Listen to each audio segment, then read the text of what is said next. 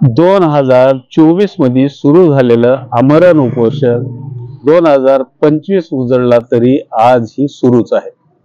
ही घटना आहे लातूर जिल्ह्यातल्या जळकोट पंचायत समिती कार्यालयासमोर। मी आता त्याच उपोषणकर्त्यापाशी आहे। आज उपोषणाचा हा 12वा दिवस आहे। नेमकं हे उपोषण कशासाठी आहे, त्यांच्या नेमक्या मागण्या काय आहेत आणि 12 दिवस झाला हा उपोषणकर्ता अजूनही इथं का पडून आहे, या सर्व प्रश्नाचे उत्तर आपण त्या उपोषणकर्त्यांकडूनच जाणून घेणार आहोत। काय सांगाल, तुमचं पूर्ण नाव काय, तुमच्या मागण्या काय, तुम्ही कुठल्या? माझं नाव अविनाश उत्तम तेलंग आहे। माझं गाव पाटोदा बुद्रुक, तालुका जळकोट, जिल्हा लातूर मधला आहे सर। माझी मागणी एक आहे, मी रजिस्ट्री करून घेतला, मला 8 खतून घेत नाही सर, मी त्यासाठी बसलो आहे। तुम्हाला रजिस्ट्री कोण करून दिलं, कुणाची जमीन घेतलात, केव्हा घेतलात आणि खतवण्यासाठी कुणाकडे गेला होतात आणि काय अडचण आली सांगा। मी करून घेतलो 23/10/2023 रोजी करून घेतलो परत सर, कारण पहिले करून दिलो होतो मी त्यांना 2021 मध्ये। मग माझ्याकडे पैसे आल्यानंतर मी पैसे देऊन रिटर्न करून घ्यायला गेलो, मग ते लवकुमार बाबराव माडेंनी मला करून दिले। मग करून दिलो, मग खतवायला दिलो सर, त्यांना खतूनच देत नाहीत। आज देतो, उद्या येतो। मग कागदपत्र सुनील मारुती नामवाड आमच्या गावचे सरपंच, त्यांच्याकडे दिलो, पैशासहित दिलो। मग खतून देतो म्हणलं, खतवाय दिलो, खतूनच देत नाही। त्यामध्ये 2 महिने गेले, त्यामध्ये आमची बायको आत्महत्या करून गेली। त्याच्यानंतर मग त्याच्यामध्ये 6 महिने निघून गेले। त्याच्यानंतर पण गेलो परत खतून द्या म्हणून, अर्ज केलं, पोस्टाने अर्ज पाठवला। काय म्हणले ग्रामपंचायत मध्ये म्हणले खतून देतो म्हणले पहिला सुरू, नंतर म्हणतात मी परत केले, मला रजिस्ट्री पूर्ण खतून होत नाही म्हणून। काय कारण? कारण आता त्यांनाच माहित, त्याने डुप्लिकेट का आट काढून करून दिले ना सर। लेखी दिले का? लेखी पत्र पाठवले ना त्याने, काय म्हणून तिथं पाठवलं तर मी तेवढं काय वाचून बघितलं नाही। मग मी पत्र पाठवलं त्यांना, पोस्टाने रजिस्ट्री पाठवली, मग ते रजिस्ट्री घेतली, त्यांनी मला नोटीस दिली असं होत नाही। मग तुम्ही ह्याच्या नजर चुकीने कसं आट काढून करून दिली आम्हाला रजिस्ट्री? ग्रामपंचायत म्हणून आट कसा निघाला था? सरपंचाची सही आहे, ग्रामसेवकाची सही आहे त्याच्यावर, मग आट निघाला कसं नजर चुकीने? ते दुरुस्त करून द्या म्हणलं। म्हणून तुम्ही पंचायत समिती समोर 12वा दिवस आहे सर। 12 दिवसामध्ये तुम्हाला कोण कोण भेटी दिले, काय काय झालं? कोणाळे साहेब आले 24 तारखेला, उठा 8 दिवसाची सवलत द्या म्हणले ते। म्हणलं उठत नाही सर, मला एक तर 8 खतून द्या, नाही तोपर्यंत उठत नाही म्हणले साहेब, नाहीत म्हणले। गट विकास अधिकारी भेट दिली? आलते ना, काल आले होते ना। काय म्हणले? त्यांनी पण असंच म्हणत होते, आमच्या ग्रामसेवकाची नजर चुकीनं झाले, ते करून घेऊ। आता ते म्हणलं तुम्ही बघा, करून घ्या म्हणलं, आम्हाला करून द्या, आम्हाला आमचं काय दुसरं आता निलंबित करा, गुन्हा दाखल करा। ते म्हणजे आमच्याकडे नाही गुन्हा दाखल करायचा। आता हे किती दिवस असं चाललं? बघू आता, त्यांचं जोपर्यंत निकाल येत नाही तोपर्यंत। तुमची मुख्य मागणी काय? ओके काय, आमचं घर खतून द्या, आमचं आम्हाला जे रजिस्ट्री करून दिला ते खतून द्या। आमची मागणी काय आहे दुसरं, तेच आहे आमची मागणी। एकूणच पाहिलं तर या व्यक्तीनं काही वर्षापूर्वी स्वतःचं घर आर्थिक अडचणीमुळं शंकर माडे या नावाच्या व्यक्तीला करून दिलं होतं। यांची आर्थिक परिस्थिती सुधारल्यानंतर या व्यक्तीनं स्वतःच घर मला परत करून दे म्हणून त्यांच्याकडे गेले असताना त्यांनी एक चुकीचा नमुना नंबर 8 ग्रामपंचायतीकडून बनवला आणि त्याची रजिस्ट्री करून या व्यक्तीला दिल्याचं ते सांगत आहेत। चौकशी करण्यात आली, नेमकं त्या प्रकरणात काय नेमकी चूक आहे, काय निदर्शनास आलं?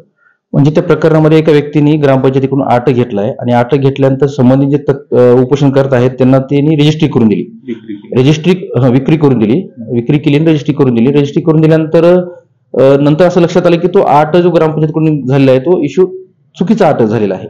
म्हणजे आमच्या ग्रामपंचायतीकडून जो आट इश्यू झाला तो चुकीचा आट झाला, त्या आधारे रजिस्ट्री केल्यानंतर संबंधित तक्रारदाराला ती जमीन आपल्या नावावर करून घेता येत नाही, हा त्या बाबीचा मूळ हेतू आहे।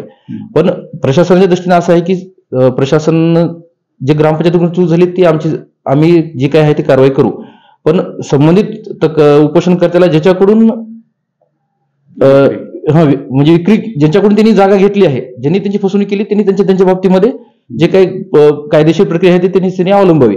पण प्रशासनाच्या दृष्टीने जी प्रशासकीय चूक झाली आहे त्या बाबतीमध्ये प्रशासनानं स्पष्टपणे भूमिका घेऊन अहवाल माननीय वरिष्ठ कार्यालयाकडे सादर केला आहे आणि वरिष्ठ कार्यालय जो निर्णय घेतील तो। पण ते का उठत नाहीत, मग ते काय मागणी आहे त्यांची? त्यांची मागणी आहे की बाबा संबंधितावर गुन्हे वगैरे दाखल करा. आता विषय कसा आहे की त्यांना ज्यांनी विक्री केलेली आहे त्यांच्यावर गुन्हा दाखल करण्याचा अधिकार आमच्या प्रशासनाला नाहीच मुळात. ज्यांनी फसवणूक केली त्यांच्यावर त्यांनी गुन्हा, ज्यांनी फसवणूक केली आहे त्यांच्यावर त्यांनी वैयक्तिक गुन्हा म्हणजे वैयक्तिक जे काही कायदेशीर प्रक्रिया आहे त्यांनी कायदेशीर दृष्टीचा अभ्यास करून त्यांनी काय करायचं ते पुढे त्यांनी ठरवावं. तर त्यासाठी आम्ही त्याचं हे घेतो, भूमी अभिलेखचं. भूमी अभिलेखकर तुमची नोंद आहे का? नाही, पण आमची सर मिळकत ही गावठाणातली आहे असं पक्षकार सांगतो आम्हाला. त्यावेळेस आम्हाला नाविलाजानं घ्यावंच लागणार महसुलासाठी. हा जो प्रकार आहे या प्रकारामध्ये आता मुख्य दोषी तुम्ही कोणाला? ग्रामसेवकांनी आता भूमी अभिलेखने सगळे नोंदी घेणं आवश्यक आहे गावठाणाच्या, आणि पीटीआर तयार करणं आवश्यक आहे. तो पीटीआरची प्रक्रिया चालू आहे त्यांची. त्याच्यामध्ये आता किती वेळ लागेल काय माहिती, तोपर्यंत नोंद नाही म्हणून दिली की आम्हाला करावं लागणार भाग आहे. ज्या प्रकारे तुम्ही एखाद्या जमिनीचं 7/12 पाहून रजिस्ट्री करता त्यावेळेस 7/12 हे खरा का खोटा ऑनलाईन वर जाऊन तुम्ही खात्री करता. हो. ज्या अशा मालमत्ता ज्यावेळेस नमुना नंबर 8 वरून खरेदी विक्री होते त्यावेळेस तुमच्याकडे अशी कुठली प्रणाली नाही? ऑनलाईन नाही. आणखी नमुना नंबर 8ची ऑनलाईन प्रणाली नाही. या अडचणी याच्यामुळेच येतात. हो, याच्यामुळे. तर हे आहेत रजिस्टर जळकोटचे. आपण त्यांच्याकडून सुद्धा या प्रकरणाबद्दल जाणून घेतले की त्यांनी सांगतात की आमच्याकडे नमुना नंबर 8 ही खरी का खोटी ही तपासण्याकरिताची कुठलीच प्रणाली नाही. संबंधित व्यक्तीने जो नमुना नंबर 8 संबंधित ग्रामपंचायतीने जी कागदपत्र सबळ पुरावे म्हणून सोबत दिले आहेत त्यावरच त्यांनी विसंबून ती रजिस्ट्री करत आहेत असं ते आपल्याशी आत्ता बोलताना सांगितलं आहे. पाटोदा बुद्रुक ग्रामपंचायतीकडून देण्यात आलेल्या नमुना नंबर 8 वरून जो वाद निर्माण झालाय आणि त्यावरूनच गेल्या 12 दिवसापासून पंचायत समिती कार्यालयासमोर जे आमरण उपोषण सुरू आहे. आता आपण पाटोदा गावामध्ये आहोत. या ठिकाणी ग्रामपंचायत आहे. आपण सरपंचांकडून हे प्रकरण नेमकं काय आहे, नमुना नंबर 8 हा खरंच चुकीचा आहे का जाणून घेण्याचा प्रयत्न करणार आहोत. पाटोदा ग्रामपंचायतीमध्ये कार्यालयात आलेला आहे. या ठिकाणी पाहिलं तर आपण ग्रामसेवकांच्या भावना जाणून घेणार होतो ज्यांच्याकडून नमुना नंबर 8 देण्यात आलेला आहे जे की चुकीचं आहे असं ते बोललं जाते. मात्र या ठिकाणी आपण पाहिलं तर या ठिकाणचे जे ग्रामसेवक होते ज्यांनी नमुना नंबर 8 दिला होता त्यांची बदली झालेली आहे. या ठिकाणी ते कार्यरत नाहीत. त्यामुळं त्यांच्या जे काय त्या नमुना नंबर 8 बद्दल आपल्याला जाणून घ्यायचं होतं ते आता या ठिकाणी उपलब्ध नाहीत. जळकोट पंचायत समिती कार्यालयासमोर जे गेल्या 12 दिवसापासून उपोषण करत आहेत त्यांचं दिवसातून 2 वेळा चेकअप करण्यात येते आणि ती डॉक्टर आता आपल्या सोबत आहेत. मी आता आहे जळकोट शहरातल्या ग्रामीण रुग्णालय येथे. आपल्यासोबत डॉक्टर कदम आहेत ज्यांनी की गेल्या 12 दिवसापासून त्या उपोषणकर्त्यांचे वेळोवेळी चेकअप केले. त्यांची आज 12 दिवस आहे. सध्याची काय परिस्थिती आहे ते बसल्या दिवसापासून त्यांनी सविस्तर आपण त्यांच्याकडून जाणून घेणार आहोत. सर, काय सांगाल, आपण गेल्या 12 दिवसापासून एक पंचायत समिती समोर एक उपोषण करत आहेत. त्यांचं तुम्ही वेळोवेळी चेकअप केलं, त्यांची सध्याची परिस्थिती काय, पहिल्या दिवशी काय होती, काय डिफरन्स आहे, 12 दिवस झाले तरी त्यांची परिस्थिती आज कशी आहे, काय सांगाल? माननीय गट विकास अधिकारी यांना आम्हाला पत्र दिलं 24 तारखेला.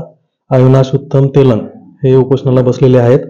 आम्ही लगेच तात्काळ आम्ही 24 तारखेलाच पत्र मिळाल्यानंतर 1 तासामध्येच आम्ही जाऊन त्यांची पूर्ण शारीरिक तपासणी केली, रक्ताच्या चाचण्या केल्या.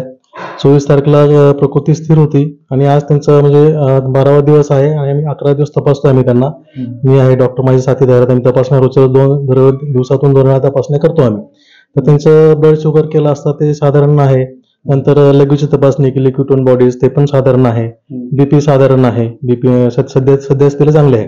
त्यांना विकनेस आहे. त्यांना आम्ही दाखल होण्याचा सल्ला दिलेला आहे हॉस्पिटलमध्ये. पण ते त्यांची तयारी नाहीये त्यामुळे आम्ही तिथंच आहे. साधारण पहिल्या दिवसापासून आजपर्यंत 3 किलोच्या वजनामध्ये घट झालेली आहे त्यांच्या आणि त्यांना शारीरिक कमकुवतपणा वगैरे आलेला आहे. आणि त्यांना आम्ही हॉस्पिटलमध्ये दाखल होण्याचा सल्ला वेळोवेळी देतोय, रोज आम्ही सांगतोय, पण त्यांची इच्छा नाही दाखल होण्यासाठी. सदरील हा अहवाल तुम्ही कार्यालयाला कळवले? हो, कळवलं. आम्ही गट विकास अधिकाऱ्यांना कळवलेलं आहे. आमचे वैद्यकीय अधीक्षक आणि गट विकास अधिकारी यांना माहिती असताच कळवलेलं आहे. 12 दिवस उपोषण करून देखील अजूनही त्या उपोषणकर्त्यांना प्रशासनाकडून असा ठोस निर्णय मिळालेला नाही. मात्र तालुका प्रशासनाने त्याच्या उपोषणाची दखल घेतली असल्याचं गटविकास अधिकारी मेडेवार यांनी सांगितलं आहे. त्यांनी त्यांच्या प्रकरणाचा पूर्ण अहवाल हे वरिष्ठ अधिकाऱ्यांकडे पाठवला आहे. मात्र एवढं उपोषण करून जोपर्यंत खरंच या उपोषणकर्त्याला न्याय मिळणार का आणि या प्रकरणाची गंभीर चौकशी होऊन त्या दोषीवर कारवाई होणार का हे आता पाहणं महत्वाचं असणार आहे. Rajendra Dhulshette, RRD news Marathi, Jalkot, Latur.